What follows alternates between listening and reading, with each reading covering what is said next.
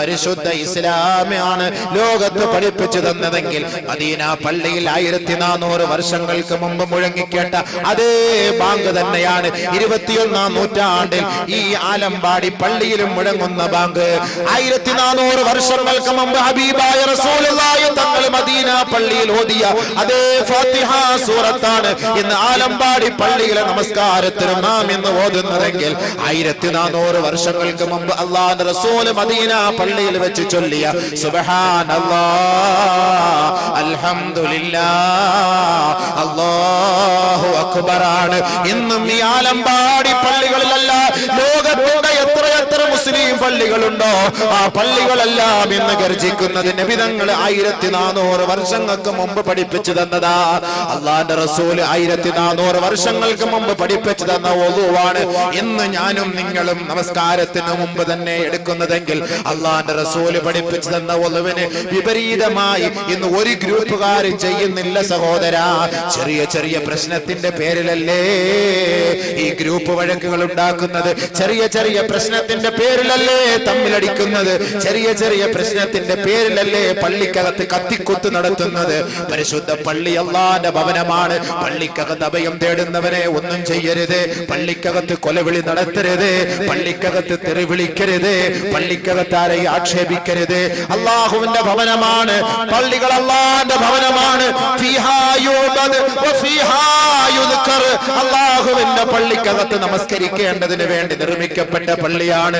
ആ പള്ളിക്കകത്ത് ദിക്റുകൾ മുഴങ്ങേണ്ട പള്ളിയാണ്. സ്വലാത്തുകൾ മുഴങ്ങേണ്ട പള്ളിയാണ്. ഖുർആൻ പാരായണങ്ങൾ മുഴങ്ങേണ്ട പള്ളിയാണ്. ആരെയും കൊലവിളി നടത്താനുള്ളതല്ല. ആരോടും പ്രതികാര നടപടി സ്വീകരിക്കാനുള്ളതല്ല. ഇന്ന അവ്വല ബൈത്തിൻ വുളിഅ ലിന്നാസ് ലല്ലദീ ബിബക്കത മുബാറകൻ വഹുദൻ ലിൽ ആലമീൻ. പരിശുദ്ധമായ കഅബ എന്ന ആരാധനാലയമുണ്ടല്ലോ, ലോകത്ത് ആദ്യമായിട്ട് സുജൂദ് ചെയ്യാൻ വേണ്ടി അല്ലാഹു ലോകത്തിന്റെ മുന്നിൽ നിർമ്മിച്ചു കൊടുത്ത കഅബയാണല്ലോ. ഇന്ന് ലക്ഷങ്ങൾ ആ കഅബയെ വലയം ചെയ്തുകൊണ്ടിരിക്കുമ്പോ ഫമൻ ദഖലഹു കാന ആമിനാ.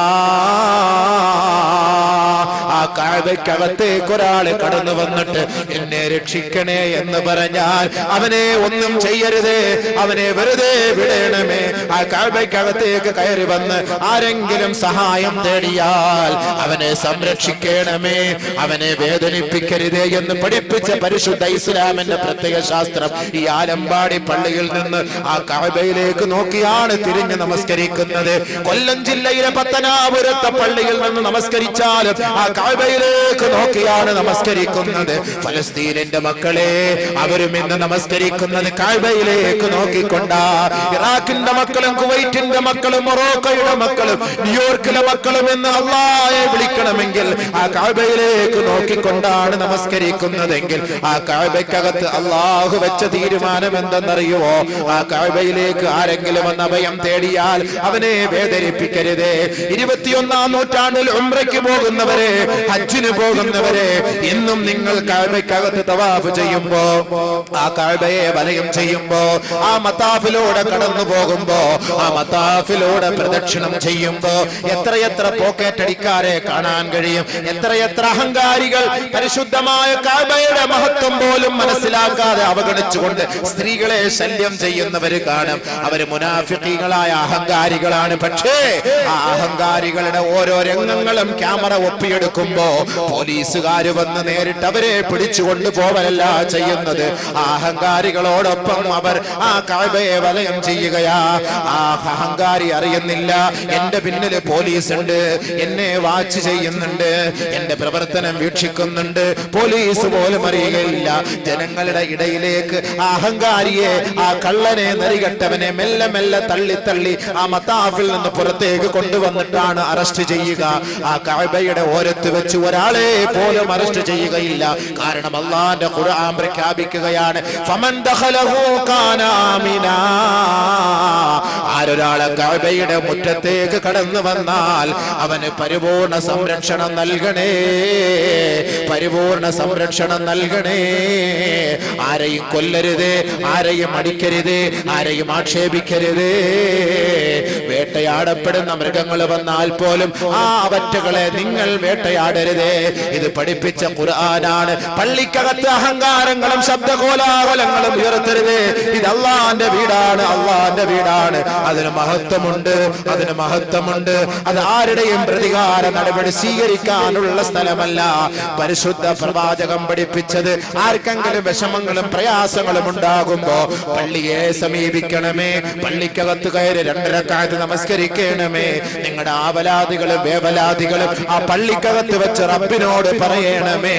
ഹബീബായ റസൂലുള്ളാഹി തങ്ങളെയും മദീന പള്ളിയെയും വലയം ചെയ്യാൻ, മദീന പട്ടണത്തെ വലയം ചെയ്യാൻ സൂര്യഗ്രഹണമോ ചന്ദ്രഗ്രഹണമോ സംഭവിച്ചാൽ അല്ലാഹുവിന്റെ റസൂൽ നേരെ മദീന പള്ളിയിലേക്ക് വരുമായിരുന്നു. പള്ളിക്കകത്ത് കയറി സൂര്യഗ്രഹണത്തിന് പരിഹാരമുണ്ടാകുന്നത് വരെ, ചന്ദ്രഗ്രഹണത്തിന് പരിഹാരമുണ്ടാകുന്നത് വരെ അല്ലാഹുവിന്റെ റസൂൽ സുജൂദിൽ കിടന്ന് റബ്ബിനോട് പൊട്ടിക്കരഞ്ഞ് സഹായം തേടിയെങ്കിൽ ലോകമേ ലോകമേ ലോകമേ സകലമായ പ്രശ്നത്തിന്റെ പരിഹാരമാണ് മസാജിദുല്ലാഹ്, അല്ലാഹുവിന്റെ പള്ളിയാണ്. ആ പള്ളിക്കകത്ത് ശബ്ദ കോലാഹലം ഉണ്ടാക്കരുതേ. മലക്കുകൾ രേഖപ്പെടുത്തും. ആ മലക്കുകളുടെ ശാപം കിട്ടിയാൽ ദുനിയാവിലും ആഖിറത്തിൽ രക്ഷപ്പെടുകയില്ല, ആഖിബത്ത് മോശമായി പോകും. അല്ലാഹുവിന്റെ പള്ളിയോടുള്ള ഉത്തരവാദിത്വം നിറവേറ്റണമേ. അതുകൊണ്ട് ഖുർആൻ പഠിപ്പിക്കുകയാണ്, യാ അയ്യുഹല്ലദീന ആമനൂ ലാ യസ്ഖർ ഖൗമും മിൻ ഖൗം അസാ യകൂനൂ ഖൈറൻ മിൻഹും വലാ നിസാഉം മിൻ നിസാ അസാ അയ്യകുന്ന ഖൈറൻ മിൻഹുൻ. ഏ സത്യവിശ്വാസികളെ, നിങ്ങൾ ആരും അപരരെ ആക്ഷേപിക്കരുതേ.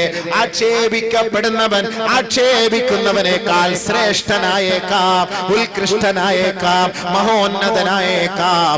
അല്ലാഹുവിന്റെ അടുക്കൽ ആരാണ് ഉത്കൃഷ്ടൻ, ആരാണ് നിന്ദ്യനെന്ന് ആർക്കും അറിയില്ല. ഒരു പെണ്ണും മറ്റൊരു പെണ്ണിനെ ആക്ഷേപിക്കരുത്. ആക്ഷേപിക്കപ്പെടുന്ന പെണ്ണ് ആക്ഷേപിക്കുന്ന പെണ്ണിനേക്കാൾ അല്ലാഹുവിന്റെ അടുക്കൽ ഉത്തമയാകാൻ സാധ്യതയുണ്ട്. അതുകൊണ്ട് ഒരു പെണ്ണും മറ്റൊരു പെണ്ണിനെ കളിയാക്കരുതേ, പരിഹസിക്കരുതേ, നിന്ദിക്കരുതേ, തെറി പറയരുതേ, ആക്ഷേപിക്കരുതേ.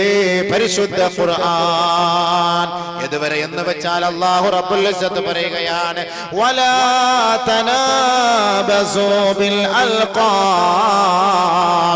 ഒരാൾക്ക് അല്ലാഹുവിന്റെ റസൂൽ പഠിപ്പിച്ചതുപോലെ ഒരു മുസ്ലിമായ സഹോദരനും സഹോദരിക്കും തന്റെ മാതാപിതാക്കൾ നല്ല ഒരു പേരിട്ടിട്ടുണ്ട്. ആ പേരല്ലാതെ അയാൾക്ക് ഇഷ്ടപ്പെടാത്ത ഒരു ഇരട്ട പേരിട്ട് ഒരാളെ വിളിക്കരുതേ, വിളിക്കരുതേ, വിളിക്കരുതേ. അങ്ങനെ വിളിച്ചു പോയാൽ അവന്റെ നന്മ അല്ലാഹു നിനക്കെടുത്തു തരുമെന്ന് നബി തങ്ങൾ നമ്മളെ അറിയിക്കുകയാ.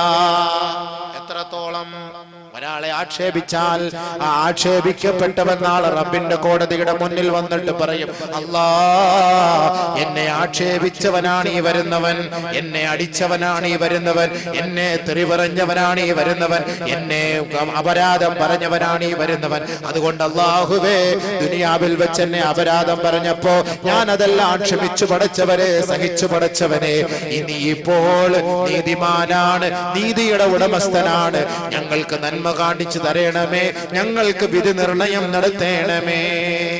നാളെ റബ്ബിന്റെ കോടതിയുടെ മുന്നിൽ ഏതൊരു സമുദായം ആക്ഷേപിക്കപ്പെടുന്നുവോ, ഏതൊരു സമുദായം നിന്ദിക്കപ്പെടുന്നുവോ, ഏതൊരു സമുദായം ഈ ദുനിയാവിൽ വെച്ച് മറ്റൊരാളാൽ മർദ്ദനത്തിനിരയാകുന്നുവോ, ആൾബലത്തിന്റെയും സമ്പത്തിന്റെയും പേരിൽ ഈ ദുനിയാവിൽ നീതി കിട്ടാതെ വന്നാൽ ജഗത് നിയന്താവായ പടച്ചതമ്പുരാൻ നാളെ ആഖിറത്തിൽ വിചാരണയുടെ വേളയിൽ സകലമാന മനുഷ്യരെയും ജീവജാലങ്ങളെയും പർവ്വതങ്ങളെയും ആകാശങ്ങളെയും ഭൂമികളെയും സസ്യലതാദികളെയും വൃക്ഷലതാദികളെയും ഉദരജീവികളെയും പക്ഷിപറവാദികളെയും പ്രാണികളെയും പൂമ്പാറ്റകളെയും എറുമ്പിൻ കൂട്ടങ്ങളെയും അല്ലാഹു റബ്ബുൽ ഇസ്സത്ത് നാളെ മഹ്ശറ വൻസഭയിൽ ഹാജരാക്കിയിട്ട് ഒരാൾ മറ്റൊരാളോട് ചെയ്തതിന്റെ പ്രതികാരം പടച്ച തമ്പുരാൻ നാളെ അവന്റെ കോടതിയുടെ മുന്നിൽ വെച്ച് വിധി നിർണയം നടത്തും. ഇതുവരെ നബിയുനാ റസൂലുള്ളാഹി തങ്ങൾ പറഞ്ഞു ലതുഅദ്ദുന്നൽ ഹുഖൂഖ ഇലാ അഹ്ലിഹാ ഹത്താ യുഖ്തസൽ ഷാത്തിൽ ജമ്മാഉ മിനൽ ഖർന. ഏതെങ്കിലും പാവപ്പെട്ട കൊമ്പില്ലാത്ത ഒരാടിനെ കൊമ്പുള്ള ഒരാട് ഈ ദുനിയാവിൽ വെച്ച് കുത്തി പരിക്കേൽപ്പിച്ചപ്പോ കൊമ്പില്ലാത്ത ആടിന് തിരിച്ചു പ്രതികാരം ചെയ്യാൻ കഴിയാതെ അത് അവശയായി പോയെങ്കിൽ നാളെ മഹ്ശറ വൻസഭയിൽ ഈ കൊമ്പില്ലാത്ത ആടിനെയും ഈ കുത്തിയ കൊമ്പുള്ള ആടിനെയും ഹാജരാക്കിയിട്ട് കൊമ്പില്ലാത്ത ആടിനോട് കൊമ്പുള്ള ആടിനെ കുത്തി പരിക്കേൽപ്പിക്കാൻ നാളെ മഹ്ശറ വൻസഭയിൽ വെച്ച് പറയുമെന്ന് നബിയുനാ റസൂലുള്ളാഹി. അങ്ങനെ കൊമ്പില്ലാത്ത ആടിന് വേണ്ടി വിധി നിർണയം നടത്തുകയും നീതി വാങ്ങുകയും നീതി വാങ്ങിക്കൊടുക്കുകയും ചെയ്യുന്ന ഒരു സാഹചര്യമാണ് മഹ്ശറ വൻസഭ. അതുകൊണ്ട് സുഹൃത്തുക്കളെ, സഹോദരന്മാരെ, സഹോദരിമാരെ, ഒരുപാട് അമലുകളുമായി നാളെ ആഖിറത്തിലേക്ക് പോകുമ്പോ ആരും ആരെയും രക്ഷപ്പെടുത്താൻ കാണുകയില്ല. എന്നിവിടെ കൊലവിളി നടത്തുന്നവനും അതിരാഹ്വാനം നടത്തുന്നവനും ഗ്രൂപ്പിന്റെ നേതാക്കന്മാരും രാഷ്ട്രീയത്തിന്റെ നേതാക്കന്മാരും നമുക്ക് ചുക്കാൻ പിടിക്കുന്നവനും